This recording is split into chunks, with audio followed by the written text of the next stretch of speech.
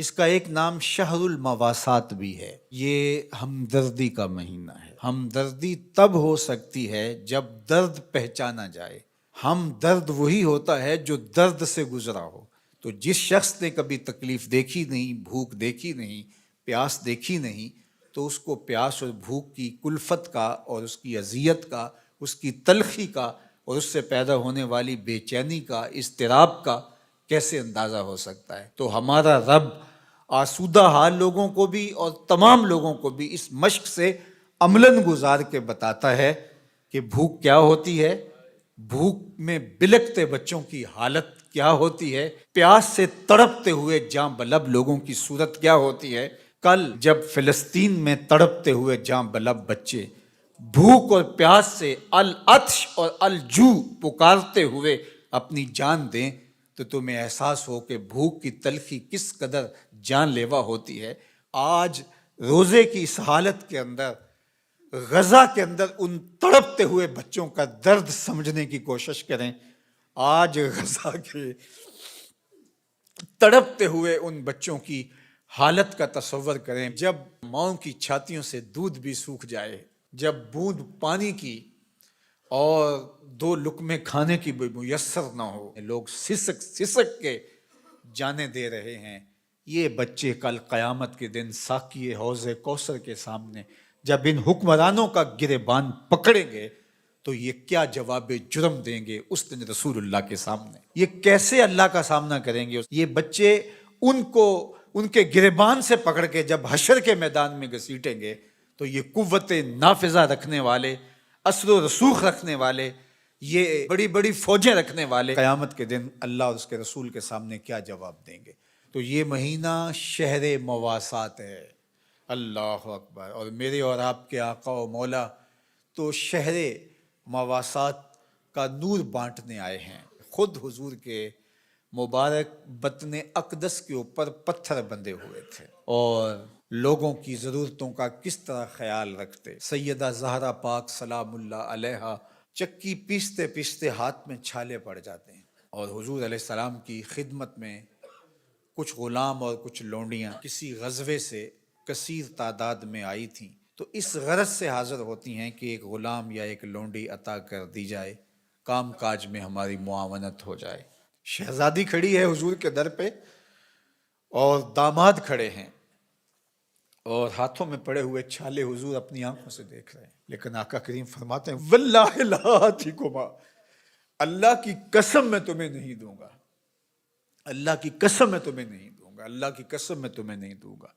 فرمایا میں تو ان غلاموں اور لونڈیوں کو بیچوں گا، اور اس سے جو رقم ملے گی، جو پیسے ملیں گے، بدر اور احد کے شہیدوں کے یتیموں کی کفالت کروں گا، مدینے کے مفلوق الحال لوگوں کی، بیواؤں کی، اراملہ کی، مساکین کی، یتاماں کی کفالت کروں گا۔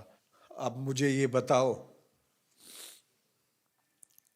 کہ مدینہ المنورہ میں بدر اور احد کے شہیدوں کے یتیم بچوں کا، مفلوق حال لوگوں کا، اراملہ، مساکین، یتاماں اور مدینہ کے غرباء کا حضور کو اتنا خیال ہے کہ اپنی بیٹی کے ہاتھ پہ چھالے ہیں، اور حضور اپنی آنکھوں سے ملاحظہ بھی فرما رہے ہیں، لیکن کہا کہ میری شہزادی تکلیفیں سہ لے گی لیکن ان کی ضرورت مقدم ہے۔ آج غزہ کے یتیموں کے لیے گنبد خضرا میں حضور کا دل کس طرح تڑپ رہا ہوگا۔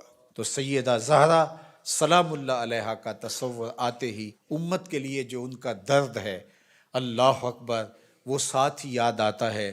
وہ شہزادی کونین جن کا تصور آتے ہی تقدس اترنے لگتا ہے۔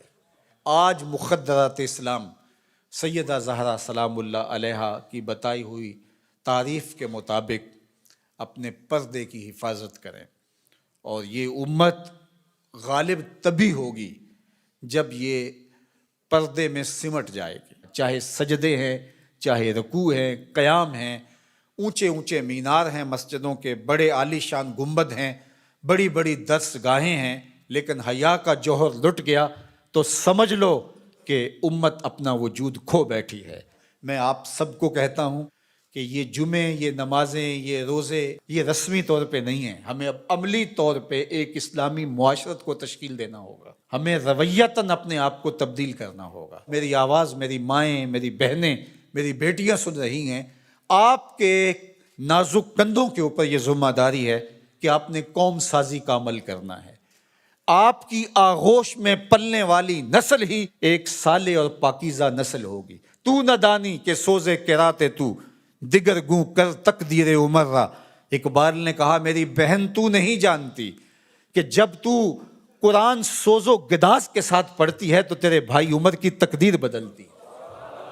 اور پھر کہا بطول باش و پنہا شو ازی اثر کہ در آغوش شبیر بگیری. اور اگر تو ماں بن کے قرآن پڑھتی ہے تو بیٹا نیزے کی نوک پہ قرآن سناتا ہے.